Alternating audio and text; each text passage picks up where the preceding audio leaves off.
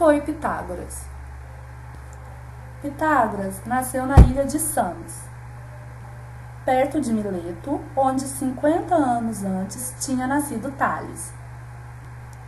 Foi a partir das ideias desses dois grandes personagens que a matemática se iniciou como ciência e pôde se desenvolver enormemente durante os séculos seguintes.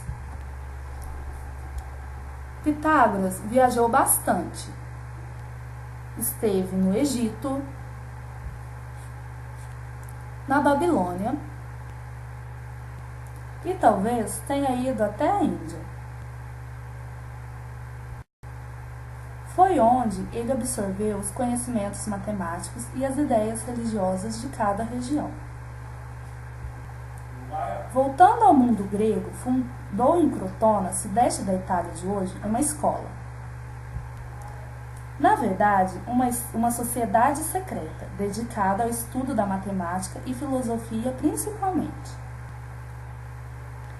Como todos os documentos daquela época se perderam, tudo o que sabemos veio através de referências de outros autores que viveram séculos depois. Por isso, Pitágoras é uma figura obscura na história da matemática. E para dificultar ainda mais as coisas, a sua escola, além de secreta, era comunitária, ou seja, todo o conhecimento e todas as descobertas eram comuns, pertenciam a todos.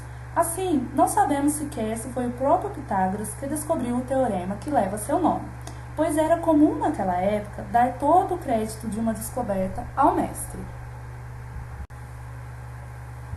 O Teorema de Pitágoras é um dos mais belos e importantes teoremas da matemática de todos os tempos e ocupa uma posição especial na história do nosso conhecimento matemático. Foi onde tudo começou. Desde o século V a.C. até o século XX d.C., inúmeras demonstrações do Teorema de Pitágoras apareceram. Em 1940, o matemático americano Loomis publicou 370 demonstrações, porém ainda há mais. Temos provas concretas de que os babilônios antigos conheciam o Teorema de Pitágoras. Muitos tablets de barros, datados no período de 1800 a 1600 a.C., foram encontrados, decifrados e hoje se encontram em diversos museus. Um deles, chamado Plimpton 322, está na Universidade de Colômbia, e o fragmento que foi preservado mostra uma tabela de 15 linhas e 3 colunas de números.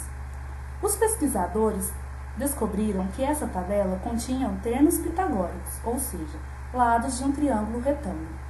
Como o que restou é apenas um pedaço de um tablet que deveria fazer parte de um conjunto de tablets, não se sabe ao certo como esses números foram encontrados. Isto mostra, sem dúvida, que os babilônios tinham conhecimento da relação entre os lados de um triângulo retângulo. Não há nenhuma demonstração, naturalmente, pois isso ainda estava longe de ser uma preocupação dos matemáticos da época. Eles conheciam receitas que davam certo, e com elas resolviam inúmeros problemas. Um outro tablet que merece atenção está no Museu da Universidade de Yale. É o único que contém figuras, um quadrado e suas diagonais. Neste fragmento de tablet que se pode ver a seguir, o lado do quadrado é tomado como igual a 30 e o comprimento da diagonal aparece como 42, 25 e 35. O Teorema de Pitágoras já era conhecido na China cerca de 600 anos antes de Pitágoras. Um famoso livro chinês, o Zhoubi Suanjing, do terceiro século a.C., reuniu 246 problemas muito antigos. E entre eles está o Gogu, o equivalente chinês do Teorema de Pitágoras. Observando bem, essa figura contém uma demonstração do teorema usando áreas.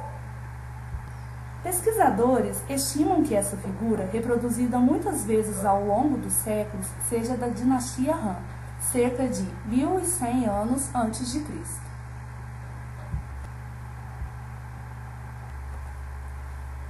Em qualquer triângulo retângulo, a área do quadrado cujo lado é a hipotenusa é igual à soma das áreas dos quadrados que tem como lado cada um dos catetos.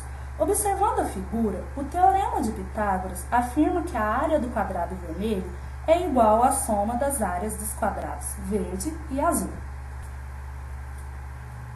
Seja C a medida da hipotenusa e B e A as medidas dos catetos. O enunciado do teorema de Pitágoras equivale a afirmar que A ao quadrado mais B ao quadrado igual a C ao quadrado. Existem várias demonstrações do teorema de Pitágoras. Uma delas é conhecida como a demonstração clássica. Dado um triângulo retângulo de hipotenusa A e catetos B e C, considere o quadrado cujo lado é B mais C. Na figura, à esquerda, retiramos do quadrado de lado B mais C 4 triângulos iguais ao dado, restando um quadrado de lado A. Na figura da direita, retiramos também do quadrado de lado B mais C os 4 triângulos iguais ao dado, restando um quadrado de lado B e um quadrado de lado C. Logo, a área do quadrado de lado A é igual à soma das áreas dos quadrados cujos lados medem B mais C. Uma outra demonstração, conhecida como demonstração de Perigal, foi publicada por Henri Perigal em 1873.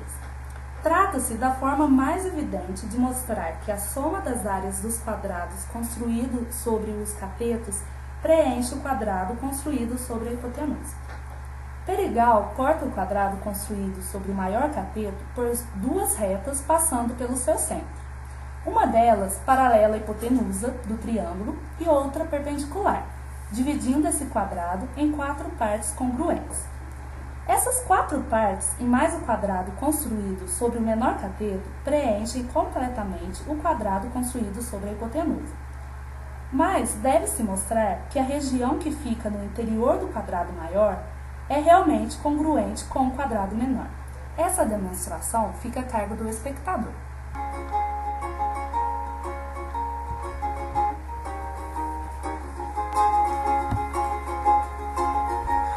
If I was young, I'd flee this town. I buried my dreams underground, as did I to die.